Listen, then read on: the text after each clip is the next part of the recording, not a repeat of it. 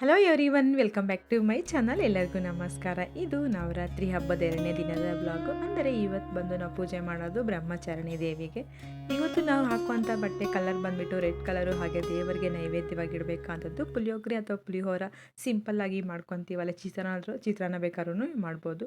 So ನಮ್ಗೆ ಯಾವುದು ಅನುಕೂಲ ಆಗುತ್ತೋ ಅದನ್ನೇ ನೈವೇದ್ಯವಾಗಿ ಇಡ್ಬೋದು. ಇದೇ ಇಡಬೇಕು ಅಂತೇನಿಲ್ಲ.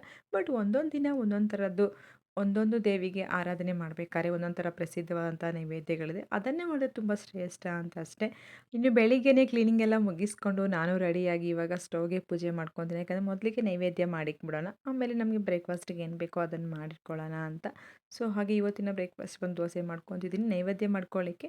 ಸೊ ಒಂದು ಸಿಂಪಲ್ಲಾಗಿ ಪುಳಿಯೋಗರೆ ಮಾಡ್ಕೊಳ್ಳೋಣ ಬೇಗ ಆಗೋ ಅಂಥದ್ದು ಅಂತ ಹೇಳ್ಬಿಟ್ಟು. ಇಲ್ಲೂ ಅಷ್ಟೇ ನಾವೇನಾದ್ರು ನೈವೇದ್ಯಗಳಿಗೆ ಮಾಡಬೇಕು ದೇವ್ರಿಗೆ ಇಡೋಕ್ಕೆ ಅಂತಂದರೆ ಅಂಥ ಟೈಮಲ್ಲಿ ಮಾತ್ರ ಸ್ಟವ್ಗೆ ಪೂಜೆ ಮಾಡ್ಕೋಬೇಕಾಗ್ತದೆ. ಯಾಕಂದರೆ ಸೊ ಅವಾಗೆ ಮೊದಲೇ ಏನೂ ಮಾಡಿರಬಾರ್ದು. ಇಲ್ಲ ಅಂತಂದರೆ ಏನಾದ್ರು ಅಡುಗೆ ಎಲ್ಲ ಮಾಡಿಬಿಟ್ಟು ಆಮೇಲೆ ಸ್ಟವ್ ಎಲ್ಲ ಒಂದು ಸಲ ಒರೆಸ್ಬಿಟ್ಟು ಮತ್ತೆ ಒಂದು ಸಲ ಪೂಜೆ ಮಾಡಿಬಿಟ್ಟು ಆಮೇಲೆ ಅಡುಗೆ ನೈವೇದ್ಯಗಳು ಮಾಡಿಕೊಂಡ್ರು ನಡೆಯುತ್ತೆ. ಯಾಕಂದ್ರೆ ನೈವೇದ್ಯಗಳನ್ನೋದು ನಾವು ಏನೂ ಎಂಜಲ್ ಮಾಡ್ತೀವಲ್ಲ, ಈ ಥರ ಮಾಡೋದು ತುಂಬ ಶ್ರೇಷ್ಠವಾಗಿರುತ್ತೆ.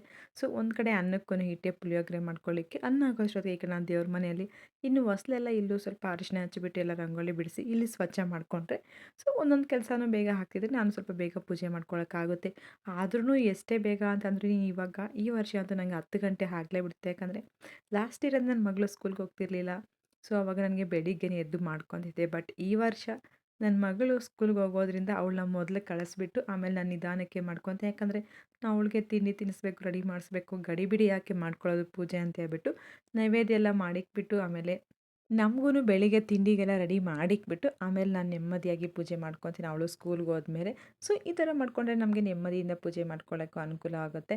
ಹಾಗೆ ನಾನಿವಾಗ ನೈವೇದ್ಯಗಳಿಗೆ ಬಳಸುವಂಥ ಅಕ್ಕಿನೂ ಅಷ್ಟೇ. ಇದೆಲ್ಲನೂ ನಾವು ಮೊದಲು ಕಲಶಕ್ಕೆ ವಾರ ವಾರ ಕಲಶ ತೆಗಿತಿರ್ತೀವಲ್ಲ, ಆ ಅಕ್ಕಿ ಇರುತ್ತಲ್ಲ ಅದನ್ನು ಇಂಥ ಟೈಮಲ್ಲಿ ಬಳಸ್ಕೊಂಡ್ರೆ ತುಂಬಾ ಶ್ರೇಷ್ಠ. ಯಾಕಂದರೆ ಇವಾಗ ನಾವು ನಾನ್ ವೆಜ್ ಏನೂ ತಿನ್ನಲ್ವಲ್ಲ, ಇಂಥ ಟೈಮಲ್ಲಿ ಆ ಕಲಶದ ಅಕ್ಕಿ ಪ್ರಸಾದ ಮಾಡಿ ತಿನ್ನೋದ್ರಿಂದ ತುಂಬಾ ಶ್ರೇಷ್ಠವಾಗಿರುತ್ತೆ ಅಂತ ಹೇಳ್ಬಿಟ್ಟು ಆ ಅಕ್ಕಿ ಎಲ್ಲ ಸ್ಟೋರ್ ಮಾಡ್ಕೊಂಡಿರ್ತೀನಲ್ಲ ಅದನ್ನೇ ದಿನ ಒಂದು ಸ್ವಲ್ಪ ಸ್ವಲ್ಪ ಬಳಸ್ಕೊತಿದ್ದೀನಿ ಪ್ರಸಾದಗಳಿಗೆ.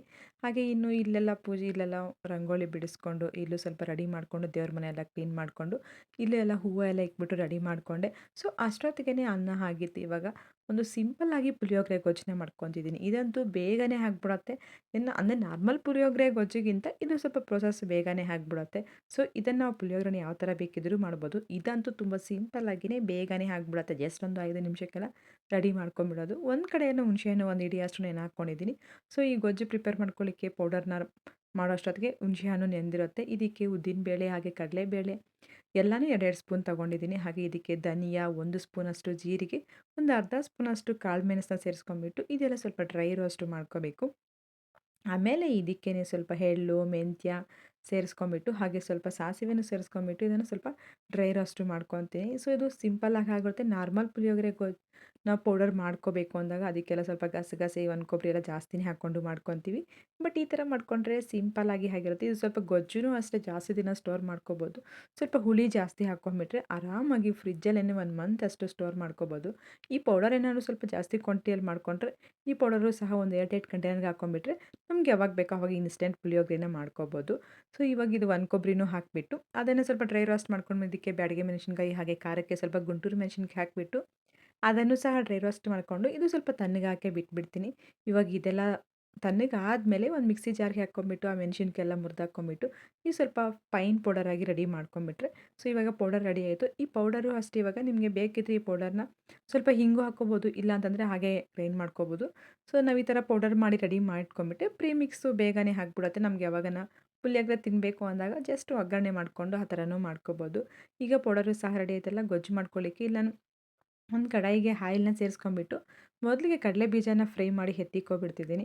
ಯಾಕಂದರೆ ಕಡಲೆ ಬೀಜ ಮತ್ತು ಹುಣಸೆ ಹುಳಿ ಹಾಕಿದ್ಮೇಲೆ ಸ್ವಲ್ಪ ಸಾಫ್ಟ್ ಆಗಿಬಿಡುತ್ತಲ್ಲ, ಕಡಲೆ ಬೀಜ ಸ್ವಲ್ಪ ತಿನ್ನಬೇಕಾದ್ರೆ ಕ್ರಂಚಿಯಾಗಿದ್ದರೆ ಚೆನ್ನಾಗಿರುತ್ತೆ ಅಂತ ಹೇಳ್ಬಿಟ್ಟು ಆಯಿಲಲ್ಲಿ ಫ್ರೈ ಮಾಡಿ ಸೈಡ್ಗೆ ಎತ್ಕೊಂಬಿಟ್ಟು ಈಗ ಅದೇ ಆಯಿಲ್ಗೆ ಸಾಸಿವೆ, ಕಡಲೆಬೇಳೆ, ಉದ್ದಿನಬೇಳೆನ ಸೇರಿಸ್ಕೊಂಬಿಟ್ಟು ಇದೆಲ್ಲ ಸ್ವಲ್ಪ ಫ್ರೈ ಮಾಡ್ಕೊತೀನಿ. ಆಮೇಲೆ ಇದಕ್ಕೆ ಒಣಮೆಣ್ಸಿನ್ಕಾಯಿ ಹಾಗೆ ಕರಿಬೇವನ್ನ ಹಾಕ್ಕೊತೀನಿ.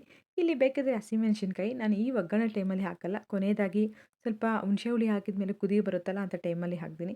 ಸೊ ಹಾಗೆ ಪುಳಿಯೋಗರೆ ಗೊಜ್ಜಿಗೆ ಸ್ವಲ್ಪ ಆಯಿಲ್ ಜಾಸ್ತಿನೇ ಹಾಕ್ಕೋಬೇಕಾಗುತ್ತೆ. 1 ಸ್ಪೂನಷ್ಟು ಪುಳಿಯೋಗರೆ ಪೌಡರ್ ಹಾಕ್ಕೊಂಬಿಟ್ಟು ಒಂದು ಸ್ವಲ್ಪ ಕುದಿ ಬಂದಮೇಲೆ ಇದಕ್ಕೆ ಇವಾಗ ಹುಣಸೆ ಹುಳಿನ ಹಾಕ್ಕೊತಿದ್ದೀನಿ ನಾವು. ಡೈರೆಕ್ಟಾಗಿ ಹುಣಸೆ ಹುಳಿ ಹಾಕ್ಬಿಟ್ರೆ ಏನಾಗ್ಬಿಡುತ್ತೆ ಅಂತಂದರೆ ಸ್ವಲ್ಪ ಸಿಡ್ದಂಗೆ ಆಗುತ್ತೆ, ಆಯಿಲು ಸ್ಟವ್ ಎಲ್ಲ ಗಲೀಜು ಆಗಿಬಿಡುತ್ತೆ. ಅದಕ್ಕೆ ಏನು ಮಾಡುತ್ತೆ ಅಂದರೆ ಸ್ವಲ್ಪ ಪೌಡರ್ ಹಾಕಿಬಿಟ್ಟು ಸ್ವಲ್ಪ ಅದೆಲ್ಲ ಇದಾದಮೇಲೆ ಆಮೇಲೆ ಹುಣಸೆ ಹುಳಿ ಹಾಕ್ಕೊಂಬಿಟ್ಟು ರುಚಿಗೆ ತಕ್ಕಷ್ಟು ಉಪ್ಪು ಹಾಗೆ ಒಂದು ಸ್ವಲ್ಪ ಅರಿಶಿನ ಹಾಕ್ಕೊತಿದ್ದೀನಿ. ಸೊ ನಿಮಗಿಲ್ಲಿ ಬೇಕಿದ್ರೆ ಸ್ವಲ್ಪ ಇಂಗುನ ಸೇರಿಸ್ಕೋಬೋದು ಒಗ್ಗರಣೆ ಟೈಮಲ್ಲಿ. ನಾನು ಇಂಗು ಹಾಕ್ತಿಲ್ಲ ಇವತ್ತು. ಹಾಗೆ ಇದಕ್ಕೆ ಚೆನ್ನಾಗಿ ಹುಣಸೆ ಹುಳಿ ಹಾಕಿದ್ಮೇಲೆ ಚೆನ್ನಾಗಿ ಕುದಿ ಬರಬೇಕು ಆ ಹುಣಸೆ ಹುಳಿ. ಈಗ ಇದಕ್ಕೆ ನಾವು ಮೊದಲೇ ಮಾಡಿಟ್ಟಂಥ ಪೌಡರ್ ಐತಲ್ಲ, ಪುಳಿಯೋಗರೆ ಪೌಡರು, ಇದು ನಮ್ಗೆ ಎಷ್ಟು ಬೇಕೋ ಗೊಜ್ಜಿನ ಕ್ವಾಂಟಿಟಿ ನೋಡಿಕೊಂಡು ಇವಾಗ ಪೌಡರ್ ಹಾಕಿ ಒಂದು 3-4 ನಿಮಿಷ ಕುದಿಸ್ಕೊಂಬಿಟ್ರೆ ಸಾಕು. ಸ್ವಲ್ಪ ಕನ್ಸಿಸ್ಟೆನ್ಸಿ ಎಲ್ಲ ಸ್ವಲ್ಪ ಗ್ರೇವಿ ಥರ ಗೊಜ್ಜು ಥರ ಆಗುತ್ತೆ. ಅಂಥ ಟೈಮಲ್ಲಿ ಒಂದು ಹಸಿಮೆಣಸಿನ್ಕಾಯಿ ಮತ್ತು ಸ್ವಲ್ಪ ಹಸಿ ಕರಿಬೇವು ಹಾಕ್ಕೊಂಬಿಟ್ಟು ಚೆನ್ನಾಗಿ ಮಿಕ್ಸ್ ಮಾಡಿಕೊಂಡು ಕೊನೆಯದಾಗಿ ಸ್ವಲ್ಪ ಬೆಲ್ಲ ಹಾಕ್ಕೊಂಬಿಟ್ಟು ಸ್ಟವ್ ಆಫ್ ಮಾಡ್ಕೊಂಬಿಟ್ರೆ ಗೊಜ್ಜು ಸಹ ರೆಡಿಯಾಗುತ್ತೆ. ನಾನು ಗೊಜ್ಜಲ್ಲಿ ನೀವು ನೋಡ್ತಿರ್ಬೋದು ಯಾವ ರೀತಿ ಕನ್ಸಿಸ್ಟೆನ್ಸಿ ಇದೆ ಅಂತ. ಸೊ ಇವಾಗ ಅನ್ನನೂ ಅದೇ ಬಾಣಲೆಗೆ ತಣ್ಣಗೆ ಹಾಕಿ ಇಟ್ಟಿದ್ದೆ. ಇವಾಗೆಲ್ಲನೂ ಮಿಕ್ಸ್ ಮಾಡ್ಕೊತಿದ್ದೀನಿ. ಹಾಗೆ ನಾವು ಮೊದಲೇ ಫ್ರೈ ಮಾಡಿಟ್ಟಂಥ ಕಡಲೆ ಬೀಜದೆಲ್ಲ ಅದು ಹಾಗೆ ಕೊತ್ತಂಬರಿನ ಸೇರಿಸ್ಕೊಂಬಿಟ್ಟು ಮಿಕ್ಸ್ ಮಾಡ್ಕೊತಿದ್ದೀನಿ. ಸೊ ಈ ಗೊಜ್ಜಂತೂ ಫ್ರಿಜ್ಜಲ್ಲಾದರೂ ಇಡ್ಬೋದು, ಇಲ್ಲ ಹಾಗೆ ಆದರೂ ಇಡ್ಬೋದು. ನಾವು ಮಾಡಬೇಕಾದ್ರೆ ಆಯಿಲ್ ಸ್ವಲ್ಪ ಜಾಸ್ತಿ ಹಾಕ್ಕೊಂಡು ಮಾಡಿದ್ರೆ ಈ ಗೊಜ್ಜು ಆರಾಮಾಗಿ 1 ತಿಂಗಳಷ್ಟು ಸ್ಟೋರ್ ಮಾಡ್ಕೋಬೋದು. ಬಟ್ ಪುಳಿಯೋಗರೆ ಅಂತೆ ತುಂಬಾ ಚೆನ್ನಾಗಿರುತ್ತೆ. ಇನ್ಸ್ಟೆಂಟಾಗಿ ಮಾಡಿಕೊಂಡ್ರು ಅಷ್ಟೇ ಟೇಸ್ಟ್ ಅಂತೂ ತುಂಬಾ ಚೆನ್ನಾಗಿರುತ್ತೆ. ಇವಾಗ ನೈವೇದ್ಯಕ್ಕೂ ಪುಳಿಯೋಗರೆನ ಇಟ್ಬಿಟ್ಟು ಪೂಜೆ ಎಲ್ಲ ಮುಗಿಸ್ಕೊಂಡೆ. ಪೂಜೆ ಅಂತೂ 2ನೇ ದಿನವೂ ತುಂಬಾ ಚೆನ್ನಾಗಿ ಮಾಡಿಕೊಂಡೆ.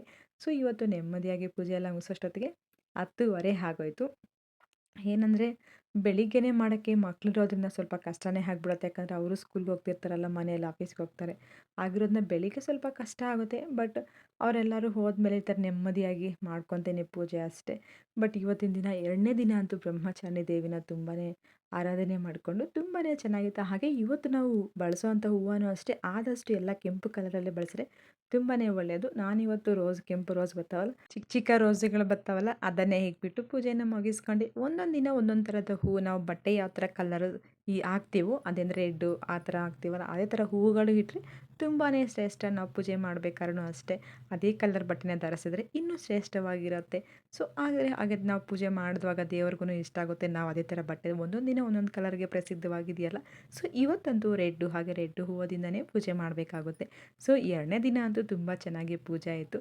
ಹಾಗೆ ಇವತ್ತು ಮಂಗಳವಾರ ಆಗಿರೋದನ್ನ ಸೊ ಮನೆಯಲ್ಲೂ ಒಂಥರ ಸ್ಪೆಷಲಾಗಿ ಧೂಪ ಹಾಕ್ಕೋಬೇಕಾಗುತ್ತೆ. ನಾವು ಹಾಕುವಂಥ ಧೂಪಕ್ಕೆ ಸ್ವಲ್ಪ ಪಲಾವ್ ಎಲೆ ಹಾಗೆ ಲವಂಗ, ಸ್ವಲ್ಪ ಅರಿಶಿನ, ಸ್ವಲ್ಪ ಅದಕ್ಕೆ ಸಾಂಬ್ರಾಣಿನ ಹಾಕಿಬಿಟ್ಟು ಮನೆಯೆಲ್ಲ ಧೂಪ ಹಾಕಿದ್ರೆ ಹಾಗೆ ಒಳ್ಳೆ ಪಾಸಿಟಿವ್ನೆಸ್ ಇರುತ್ತೆ. ಮನೆಯಲ್ಲಿ ಯಾವುದೇ ರೀತಿ ನೆಗೆಟಿವ್ ಎನರ್ಜಿ ಏನೋ ಇತ್ತು ಅಂತಂದರೆ ಅದು ಸಹ ಹೊರಗಡೆ ಹೋಗಿ ಒಳ್ಳೆ ಪಾಸಿಟಿವ್ನೆಸ್ ಇರುತ್ತೆ. ಹಾಗೆ ಈ 9 ದಿನವೂ ಬೆಳಿಗ್ಗೆ ಸಂಜೆ ಒಂದು ಚಿಕ್ಕ ಚಿಕ್ಕ ಧೂಪಗಳು ಬರ್ತಾವಲ್ಲ, ಆ ಧೂಪಗಳನ್ನು ಬೇಕಾದ್ರೂ ಹಾಕ್ಬೋದು. ಬಟ್ ಏನಂತಂದರೆ ಮಂಗಳವಾರ ಮತ್ತು ಶುಕ್ರವಾರ ಒಂದು ಸ್ವಲ್ಪ ಸ್ಪೆಷಲಾಗಿ ಧೂಪ ಹಾಕಿದ್ರೆ ಸೊ ತುಂಬಾ ಒಳ್ಳೆಯದು. ಯಾವುದೇ ರೀತಿ ನಕಾರಾತ್ಮಕ ಶಕ್ತಿ ಇರಲ್ಲ, ಒಳ್ಳೆ ಪಾಸಿಟಿವ್ನೆಸ್ ಇರುತ್ತೆ. ಇನ್ನು ಬೆಳಿಗ್ಗೆ ಎಲ್ಲ ಪೂಜೆ ಎಲ್ಲ ಮುಗೀತಲ್ಲ, ನಾನು ಸ್ವಲ್ಪ ಬ್ರೇಕ್ಫಾಸ್ಟ್ ಎಲ್ಲ ಮುಗಿಸ್ಕೊಂಡು ಇನ್ನು ಸಂಜೆನೂ ಅಷ್ಟೇ ಬೆಳಿಗ್ಗೆ ಹೇಗೆ ಪೂಜೆ ಮಾಡಿರ್ತೀವೋ ಸಾಯಂಕಾಲನೂ ಅದೇ ರೀತಿಯೇ ದೀಪ ಹಚ್ಚಿಬಿಟ್ಟು ಹೊರಗಡೆನೂ ಹೊಸ್ಲಲ್ಲೆಲ್ಲನೂ ದೀಪ ಹಚ್ಚಬೇಕಾಗುತ್ತೆ. ಈ 9 ದಿನವೂ ಇದೇ ಥರನೇ ಕಂಟಿನ್ಯೂ ಆಗಿ ಪೂಜೆನ ಇರುತ್ತೆ. ಸೊ ಇವತ್ತಿನ ಬ್ಲಾಗು ನಿಮ್ಗೆಲ್ಲರಿಗೂ ಹೇಗೆ ಅನಿಸ್ತು ಫ್ರೆಂಡ್ಸ್? ಇಷ್ಟ ಆಯಿತಾ? ಹಾಗೆ ನೀವೆಲ್ಲ ಯಾವ ರೀತಿ ಮಾಡ್ತೀರಾ ಅಂತ ಕಮೆಂಟ್ ಮಾಡಿ. ನಿಮಗೆ ಇಷ್ಟ ಆಯ್ತಂದರೆ ಒಂದು ಲೈಕ್ನ ಮಾಡಿ, ನಿಮ್ಮ ಫ್ರೆಂಡ್ಸ್ಗೆ ಫ್ಯಾಮಿಲಿಯರ್ಸ್ಗೆಲ್ಲ ಶೇರ್ ಮಾಡಿ. ಅವರು ಸಹ ನಮ್ಮ ವೀಡಿಯೋಸ್ನ ನೋಡಿ ಅವ್ರ ಸಪೋರ್ಟ್ ಅಂತೂ ತುಂಬಾ ಬೇಕಾಗಿದೆ. 2ನೇ ದಿನ ಅಂತೂ ಎಲ್ಲ ಅಂದ್ಕೊಂಡ ರೀತಿಯೇ ನೆಮ್ಮದಿಯಾಗಿ ಪೂಜೆ ಮಾಡ್ಕೊಂಡು ನಾಳೆ ದಿನ ಯಾವ ರೀತಿ ಇರುತ್ತೆ ಅಂತ ನಾಳೆ ವೀಡಿಯೋದಲ್ಲಿ ನೋಡೋಣ. Thank you for watching.